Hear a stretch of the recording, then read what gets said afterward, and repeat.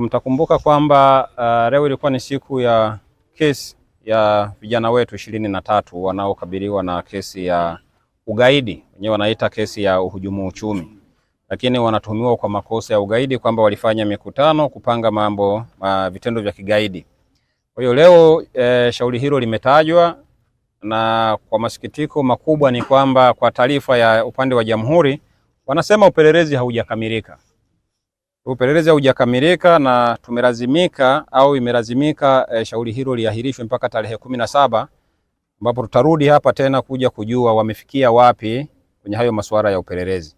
Sasa kuna wito ambao nafikiri ni muhimu sana tukakumbushana.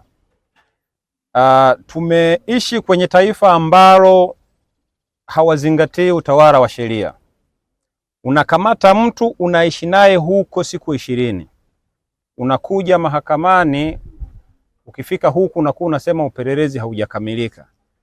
Sisi Chadema tunaamini kwamba mpaka umefikia hatua ya kumleta mtu mahakamani, kuna kitu umekipeleleza, ukagundua amefanya makosa na ukaamua sasa kwamba kwa huu shahidi ninaouona huyu mtu anapaswa kupelekwa mahakamani, tukapeleke hivi vielelezo ili mahakama iweze kumtia hatiani. Mimi ndio imani yangu, nafikiri na ndio imani ya mawakili wenzetu.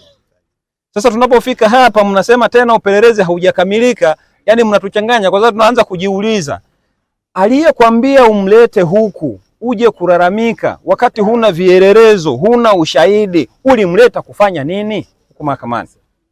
Kwa hiyo tunaona kama watu wetu wanakamatwa na kuletwa mahakamani kama sehemu tu ya kuwanyima uhuru wao wa kushiriki masuala ya kisiasa ndani ya nchi hii. Hamna jambo lingine lolote. Kwa hiyo tumekatana, tumewaambia tutakapokutana hapa watuambie wamefikia wapi. Sio upelelezi haujakamilika. Kutokamilika kwa upelelezi inaleta changamoto kidogo. Haieleweki. Au nyewe mnaelewa? Haieleweki.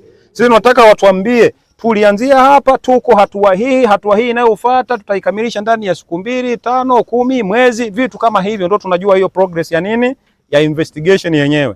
Kwa hiyo nawaomba sana tukutane hapa tarehe 17 kuja kuhami chama, kuja kuwapa joto vijana wetu walioko ndani. Ni viongozi wenzetu, ni wanachama wenzetu, ni wadogo zetu, ni kaka zetu, na wengine ni waume zenu. Sawa? Tukutane hapa tarehe 17. Na washukuru mawakili ambao mmekuwa mstari wa mbele sana. Sipokuja sisi, nyinyi mnakuja. Lakini chama kilishasema kupitia makamu mwenyekiti kwamba watuhumiwa wote watapata uwakilishi wa mawakili.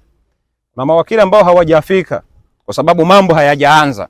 Mambo ikichemka hapa patachemka kweli kweli. Timu nzima ya mawakili itakuja. Wakili sijaona, na kushukuru sana kwa kuja, na umekuwa ukifanya hiyo kazi, anatusaidia sana kwa ajili ya kutetea watu wetu. Tunaye Alfred Sotoka, naye tunamshukuru pia kwa huo moyo wake, na amekuwa akija hapa anatoa hizo huduma, alifaili zile application za mwanzoni wakati tunalazimishana waletwe au wasiletwe. Kwa hiyo mawakili wetu hawa wamekuwa wanafanya hii kazi. Yuko wakili ambaye hayuko hapa, Eli Kimta amefanya hiyo kazi, yuko wakili Shengo Masujua amekwenda wapi, na kuna jopo kubwa la mawakili chini ya mwanasheria mkuu wa chama Dr. Nshara. Tutafika huku hiyo siku ikifika.